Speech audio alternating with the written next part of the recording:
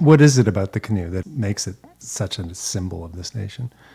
Well, Wally Shaver was on your podcast, and he said that it's like a dance. It's like, I guess the metaphor would be when you're in a canoe, you're basically married to it. So the canoe allowed for the First Nations indigenous people to move around, to hunt, to trap, to travel, to trade.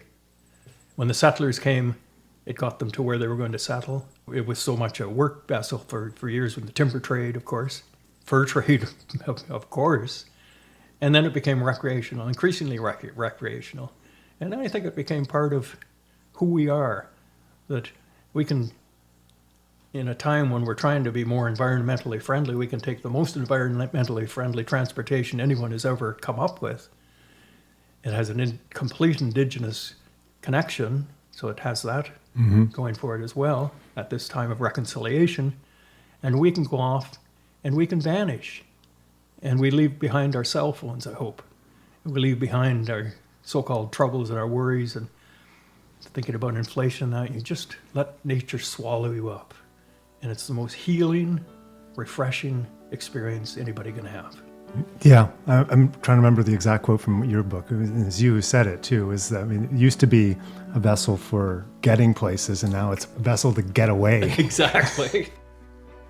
That's Roy MacGregor, award-winning journalist and best-selling author, and a man with a lifelong passion for canoes and the Canadian waterways they've navigated for thousands of years.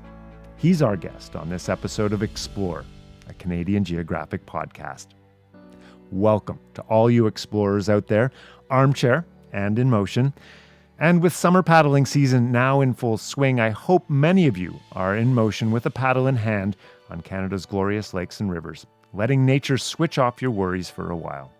Before we get to more on that and Roy MacGregor, please take a minute and consider subscribing to Canadian Geographic magazine.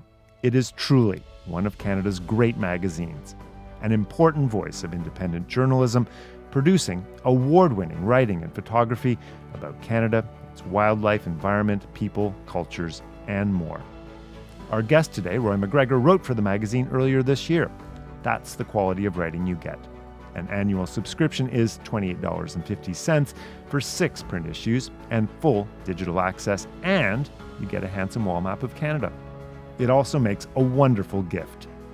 Go to canadiangeographic.ca/subscribe to sign up today.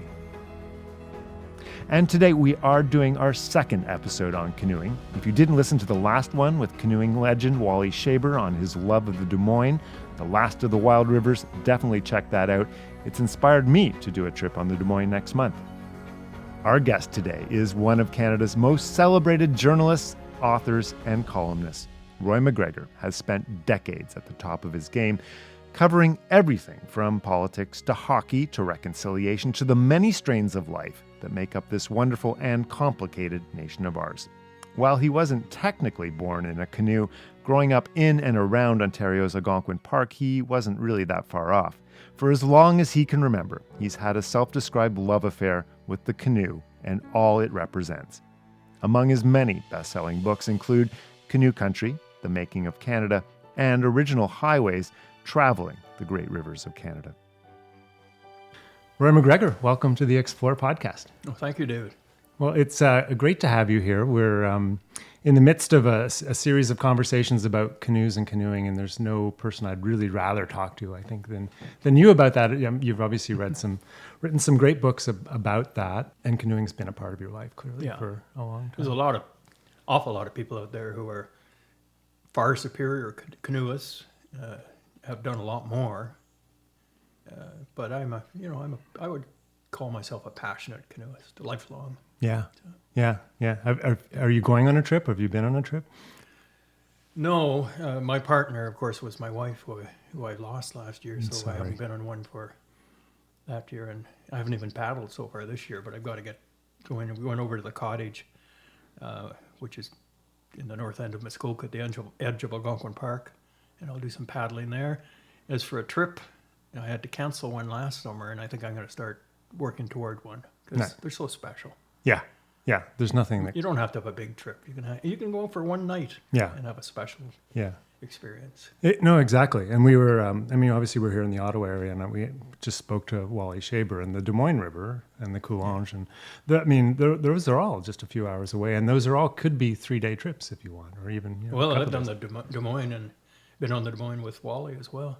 And just, what was it called? The Last of the Wild Rivers? Last of the Wild Rivers. It's just beautiful. Absolutely a tremendous experience. My great passion on this side of the Ontario-Quebec border would be the Petawawa. Tell me which why. I've done a number of times. And it's just got a lot of history. It's also got Algonquin Park in it, so I've got deep roots in the park. So. Yeah, no, your family history goes back a long ways there, doesn't it? Yeah. So tell me about the Petawawa when we start there. Like, what is it about that river that captures your imagination? Well, I came to whitewater canoeing quite late in life, in my 50s, because of where we lived. And when I was growing up in the park, it was Lake of Two Rivers. So it was really all flat water canoeing. And in all the trips that Ellen and I went on up until the more recent years had always been flat water.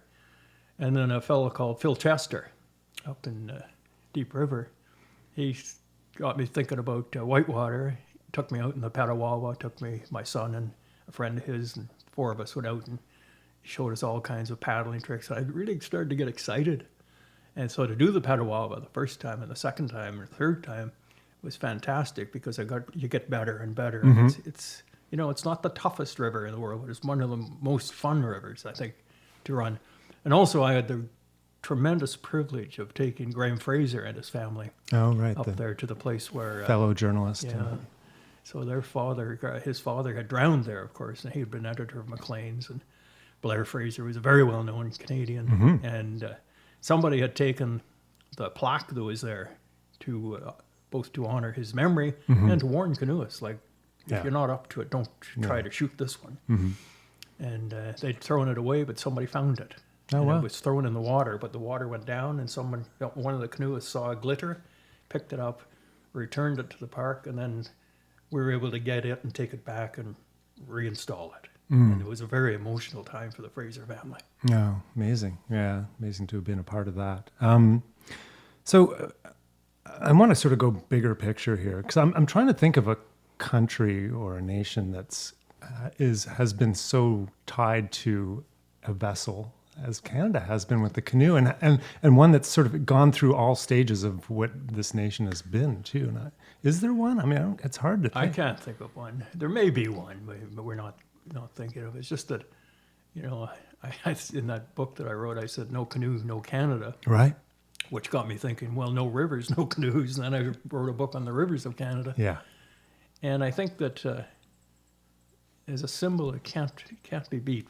I was involved with the CBC 7 Wonders of Canada back 10, 15 years ago. Peter Mansbridge was doing this thing in Nightly News, and they had a panel.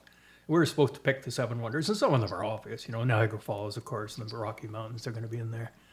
But they were trying to make it look geographical, and I don't want to say politically correct, but they wanted it to be geographical.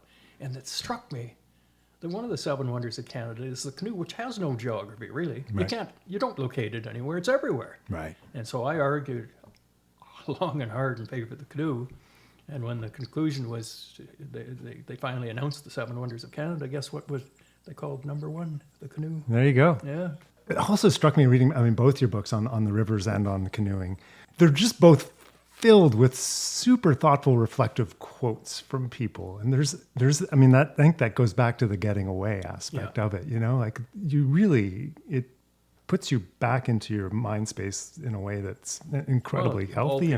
Pierre Trudeau, who canoed right on. We can look out on the water that he canoed on from your place. Yeah. And he said it magnificently, that travel 500 yards in a canoe and you just suddenly enter a new world, which is completely different from the world you just departed from. Yeah, no, exactly. I think you said you drive across the country, you wouldn't even get close to that same. Yeah, no, exactly. Yeah. Well, the other thing about the canoe is that has always struck me as fascinating. It fits cars like a cap. It's you see a canoe on a car and you like it. It just makes you happy. It's like seeing a puppy dog or something. Yeah. It's just something so charming about it, and it fits so perfectly. Yeah. So this vessel from the 1500s, 1200s, whenever, now fits a car from the 20s. Yeah, no, it's super easy to point, and it's aerodynamic on top of it all. Yes. Yeah, so easy to haul around. Yeah, you mentioned Pierre Trudeau too. And I love one of the scenes in your book is Justin talking about his first whitewater experiences, and we're on Meech Lake here, and Harrington is where the Prime Minister is next door, and they would open up this. I mean, can you describe that? Well, Justin, I think it was on Meech Creek, wasn't it? Yeah. Yeah. So his father took him out there, and he's only 6. Yeah, he looked little in the picture. Yeah. And so he gave me permission to use that picture, and I was very grateful for that.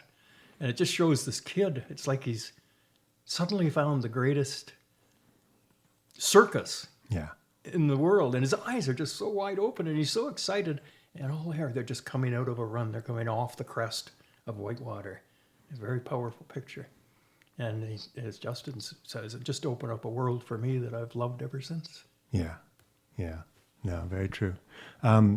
You and I have both spent time in Muskogonish too, which has got a big history with the canoe and the Hudson's Bay Company. I was up there for the Hudson's Bay Company, but they're all tied together. But they made these freighter canoes for the Hudson's Bay Company. Were you up there when they still had the closed up shop down by the water? It was all closed up, unfortunately. Yeah. Same with me. When I started going up there, it was over. But then the Crees under Chief Billy Diamond, with whom I spent a great deal of time and got to know. An amazing human being, yeah. So he went over to Japan, right? And he struck this deal with Yamaha that they were going to come and remake the famous Cree freighter canoes, and it would be an industry for the Crees. He built an airline. He had this Cree Yamaha canoe, and he was so excited about the first canoes to come off the line. He had me come up, and he sent me out on James Bay with a couple of his brother was one, Robert, and another, Lawrence, and a friend of mine had come along. And we got caught up in a storm out in James Bay, which had come up in a snap of a finger. Mm-hmm. I thought we were going to die, but we made it to an island, and on that island we were able to pitch a tent and get a tarp up and get some fires going, even caught fish. But we were there for 3 days, just windbound. Yeah. And Billy was wondering, where the hell are they? Yeah. And on Monday morning, he used to do an interview in Morningside with Peter Zosky about the first Cree Yamaha canoe. Yeah. He has to tell Zosky that we can't find it. Yeah, they're out there somewhere. They're out there somewhere. And we got back, and I told him at the dock where he came and met us, I said, I was so scared we were going to die out there. He said, come on, you're with Cree hunters. Yeah. You were in good hands, and we were. You were, yeah. Amazing. And so that venture, I think, didn't continue on, though. Is that right? No, eventually peeled away. Yeah, no. And it seems there's now full road access up to, you can drive to Muskogonish now. On the Billy Diamond Highway. On the Billy Diamond Highway, exactly, no less. So you sort of wonder if that's something that could get restarted again. But I don't know. It was a big canoe. It was like a James Bay canoe, and I guess it just wasn't the call from the canoeing and kayaking industry, which has done phenomenally over the last couple of pandemic years, tends to be sleek and light and small. Right. No, that's very true. I was also struck in your writing about because like you, I'm very central Canadian and grew up in the Ottawa Valley, and so my whitewater, all my canoeing experiences have been on lakes and sort of those dark water lakes and rivers of the region. And I remember you writing about going out to the Rockies and what you described to me, because I had not paddled out there, was this sort of frothing thrill ride sort of thing that was going on. And I read it and I couldn't really figure out what you meant.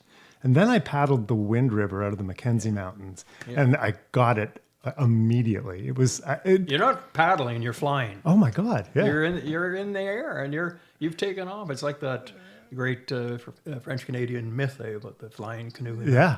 Because on this river that I was on, you were on the wind, and I was on the Kokanee, and going down it, and it was just slide.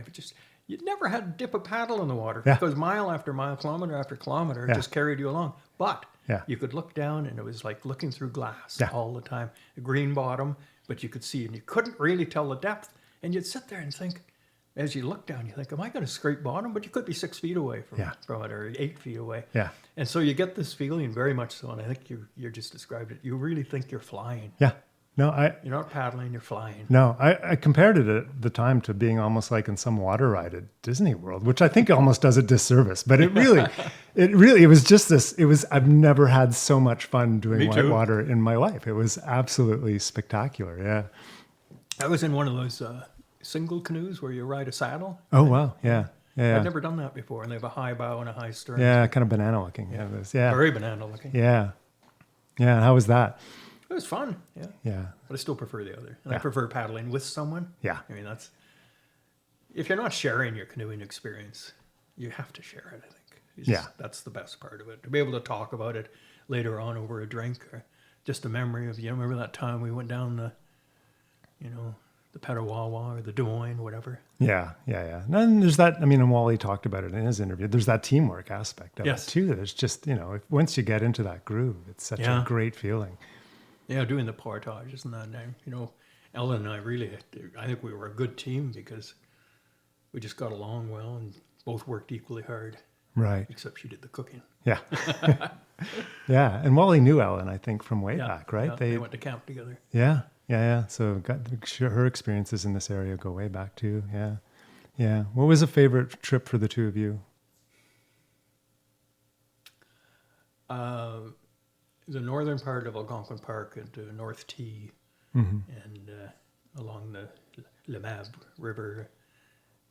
And it's just so beautiful up there, and nobody's there. Yeah. So we went in there, and on one of those amazing weeks where there's hardly a ripple in the water. It's just glass, and lazy days with clouds floating over. And we camped on islands, and we were there with Ellen's sister and brother-in-law, and we all just had such a good time out. No whitewater, but total pleasure. Yeah. And relaxing. It was so nice. I'd go there again in a heartbeat.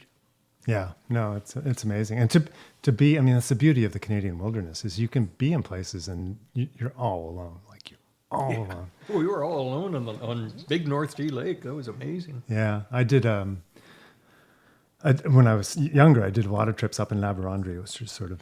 Oh, I love it up there. Yeah, straight north of here. And it's the size of Algonquin Park, but has a tenth of the people going through it. And so we would go out on these trips for 2-3 weeks and not see another human being, like see moose, see other things, but not another human being. And I lived in China for a period. And China is obviously a very densely populated country. And I would tell Chinese people this, and their immediate reaction was no. Yeah. It was like inconceivable. I got sent to China back in 1986. Yeah. Landed in Shanghai. Oh, wow. And the airport, from the airport to downtown, the hotel I was going to, I believe I saw more people then on that single trip than I had seen in my entire life. And it absolutely freaked me out. Yeah. It just was so oppressive, the humanity of it. Yeah.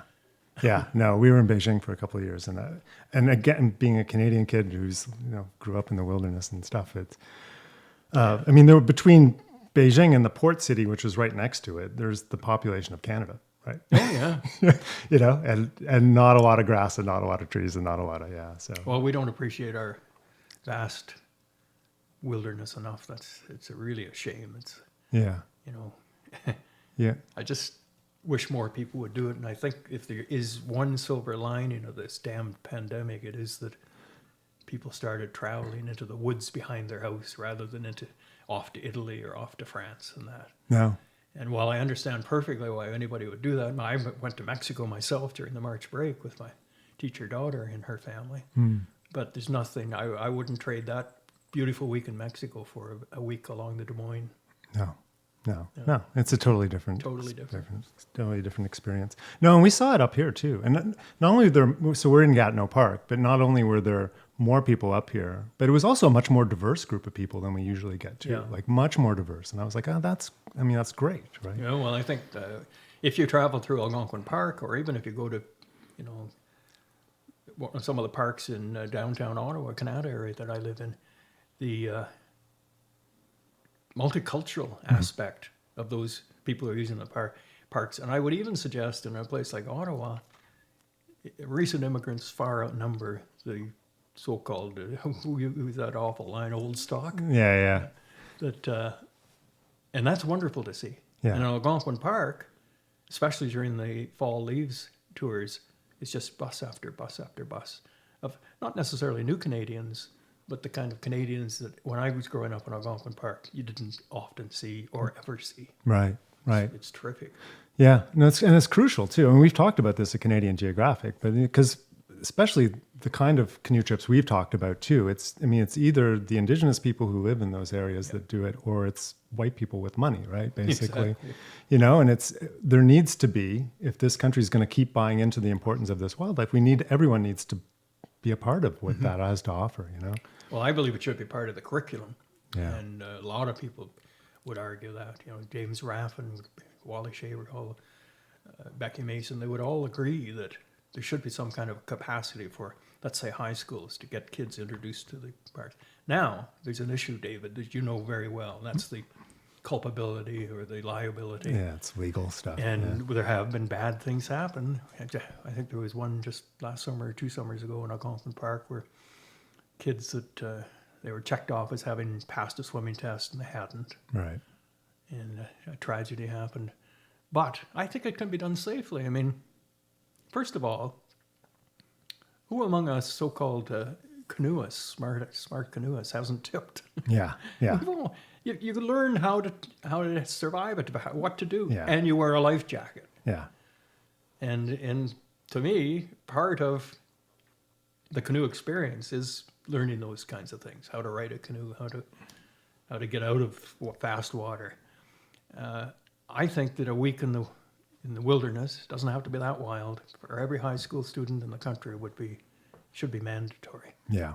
No, and we had Adam Schultz on this podcast saying something very similar to that. And it was, he feels it's like way more dangerous driving on an icy road on a commute into a Canadian city He's right. than it is being out in the wilderness. And you just take the precautions needed. I mean, I know people are petrified of wildlife, but I've never had a bad experience with wildlife on a canoe trip. Never. No, me either. No, and we have bear around us right now. They've been actually around our house here and stuff, and but they want nothing to do with us. No, they want your garbage. They want our garbage. But I mean, the first sight of us, they're gone, and that's maybe your biggest threat out in the wild, right? So, well, I carry bear spray if I think I'm going. Yeah. And I just throw it in. It's very easy to carry. I don't ever expect to use it. Yeah. So what do you paddle? What's your favorite canoe of choice? Well, I got smart finally. I always rent now if I'm going to do whitewater. Exactly. But in 1978, I bought a Northland canoe, which is made in Huntsville. Okay, yeah. And it's a cedar and canvas, very much modeled on the Peterborough Right. design. Yeah. And I just love it. Still have it. It's red. Of course it's red. Yeah, perfect. And it hangs in the garage. Yeah. And sometimes in the winter months, I'll go out in the garage and actually pet it. Oh. Or run my hand along it. Just, it's okay, friend. You're going to get out again soon. Yeah. Yeah, you'll be free to go. And it just, feels right. And that. My grandfather, he had he was a ranger at Algonquin Park, and he had a Peterborough canoe. And he used to bring it over in the spring, and I always got such a charge out of this. He'd load it up with rocks and sink it. Oh, no way, to bind it up? Or, Yeah. Yeah. So that there was no leakage for the rest of it. When you first put it in the water, Yeah. because it was just cedar strip, Yeah. a little bit of water would get in, but he'd sink them. Yeah. So you'd sit there, you'd walk along for about a day, and every time you'd look into the water, you'd see a canoe down there. Yeah. That's amazing. No, we, and those cedar canvas canoes are just lovely, and they just glide so nicely on water. Like you're just skipping along. I started out on old aluminum like Grummins and stuff like that. And the comparison, there is no comparison. It's like a freighter versus Spitfire or something. Yeah, Ellen and I bought one of the new, very, very new ones. It weighed only 38 pounds. Mm-hmm. Yeah. And it cost quite a bit of money. Mm-hmm. And we took it on one trip and just loved it because you almost carried one hand along the portage. Yeah. But then we sold it. Yeah. And you know why? We had it at the cottage. And people were, like visitors would be taking it out. Yeah. And our son-in-law, for example, he flipped it. Oh, and no. he thought he was going to drown. And other people had trouble with it. And I came to realize that that canoe only was stable when Ellen and I were in it. We're good paddlers, but we also had big packs in there, right? So it was the weight that kept it down. So a single person going out in this canoe, not very adept at paddling, was at risk. So we thought, well, it's better. Maybe we should just sell it rather than keep it around. Have problems like we had with our son-in-law. Yeah. No, and so each canoe is different, and the canoe that I talked about earlier, the cedar canvas one, it's perfect in every way. Perfect on a trip, perfect with weight, perfect with one person in it even. Yeah, yeah. You wouldn't do whitewater in that, though. No. Yeah, no, because we did.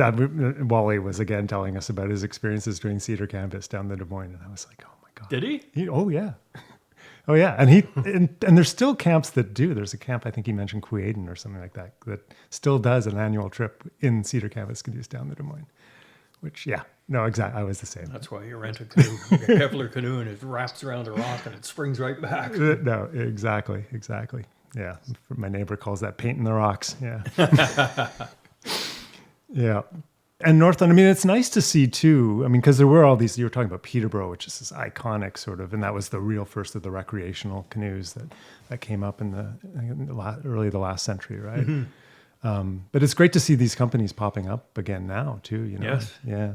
And there's, I mean, you talk about there's Nova Craft and there's all these other ones up around. And there's a lot of people who are making their own canoes. Like I have a neighbor in Canada who just likes working with wood. Yeah. And he said, I'm going to make a canoe. And he's made a canoe that is so beautiful. He's just very good. And I look at it and I just marvel. Yeah. And then I've known a lot of people who make canoes do it. I don't know how they do it. No. It's just such an art. Yeah. Have you been in a birch bark? No. No, me either. No. I'd love to try. There's one birch bark canoe very near to you.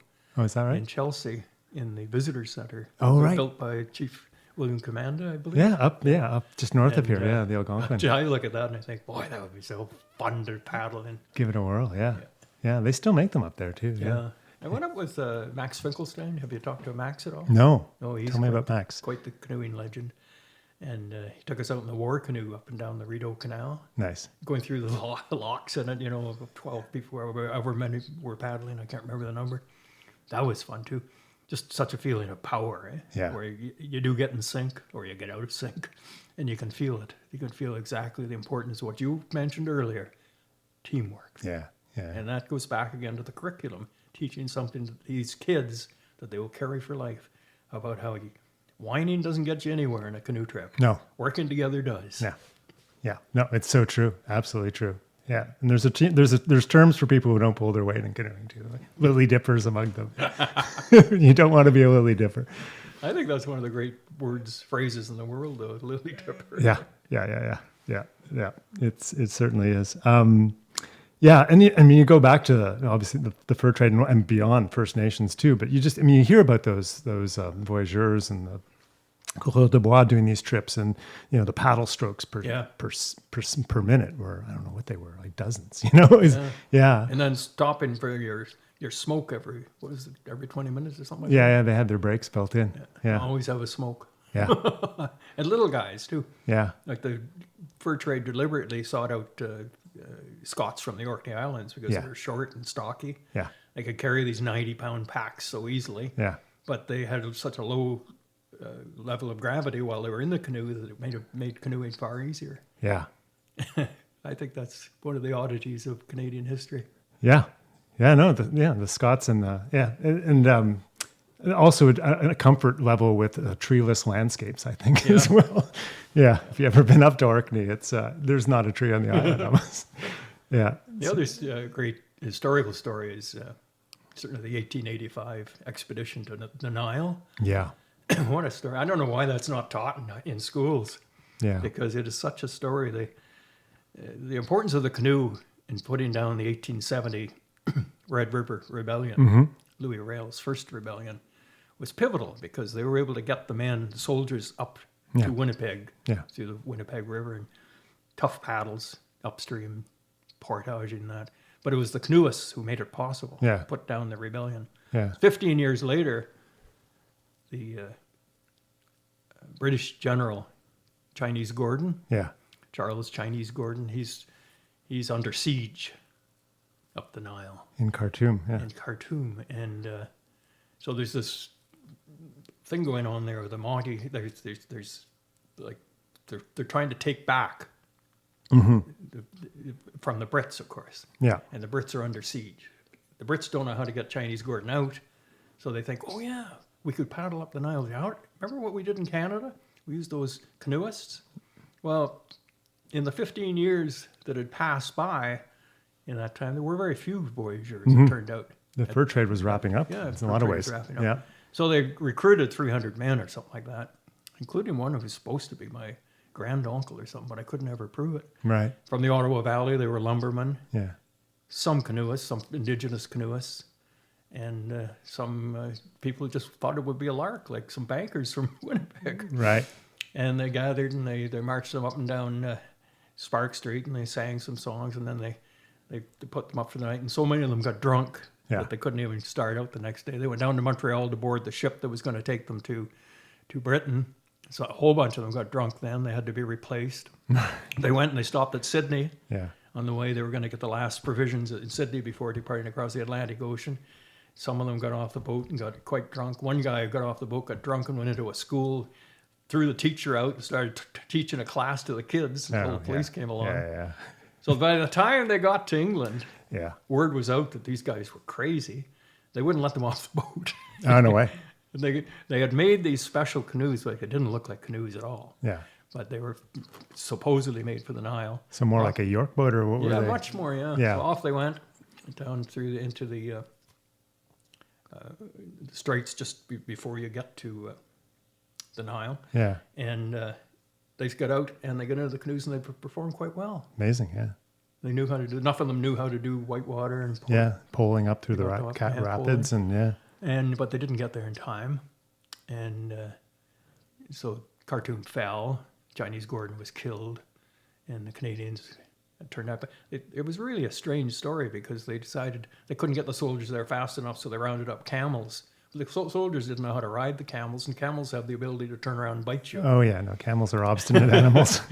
So the Canadians came back, and they came back and they brought things with them like birds and monkeys, all kinds of stuff, and they landed in Ottawa and they marched them up and down Spark Street singing songs and that. And it's just such a strange story. It was unsuccessful, but it's still so dramatic. I'm surprised no one ever made a movie of it. No, it's an amazing story. Yeah. No, and I mean, if nothing else, the Ottawa Valley lumber trade produced characters, so yeah, you could only imagine what that crew of guys was like. They worked hard and play hard, right? So yeah, I guess ultimately a poor outcome is the clincher. But you're right. What a great story. Great adventure story. Yeah, and really kind of the first overseas venture for it was the Canada first militarily, expedition, first ever for Canada as a country.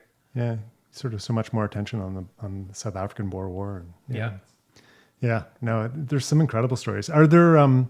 In all your research and stuff, were there particular explorers who really caught your imagination? Maybe some that deserve more attention than they should get, or is there? Well, Etienne Brûlé, oh yeah, I think was a very interesting one. He was supposed to be Champlain's right-hand man, and but he learned languages of the Cree and the Ojibwe and the Algonquin. I think he learned Algonquin first because he was based in Quebec, and so he became the translator, and then he went and lived with them, and he became almost indigenous himself. Yeah, except that they believed he was a traitor, and because something had happened, and they burned him at the stake. Oh, yeah. Not a good outcome. My mum was born at Brûlé Lake. Oh, no That's way. why I was interested in Etienne Brûlé. Yeah. And she was born in a tent on the shores of Wow. Brûlé Lake in the middle of Algonquin Park. Wow. So this is an aside, but how was she born at a tent? Well, there was a town there. Yeah. That they lived at Brûlé Lake. It was really a logging town, but they had a little school. Yeah. And boarding houses and some houses. Mm-hmm. And her mother was in labor, going into labor in August. She was born August 5th, 1915. Mm-hmm. It was so hot, like stiflingly hot, to be in labor up in the house and that. So they got this idea of setting up a tent by the shore. And, the old wool gray army blankets, we used to call them. They'd take them down to the lake, dip them in to get cool water, and then they hung them on little racks around the bed. Yeah. And my grandmother lay down there and it had the cooling effect of the lake and gave birth to my mother. Wow. It's kind of a nice story. That's an amazing story. Wow. Yeah. Incredible. And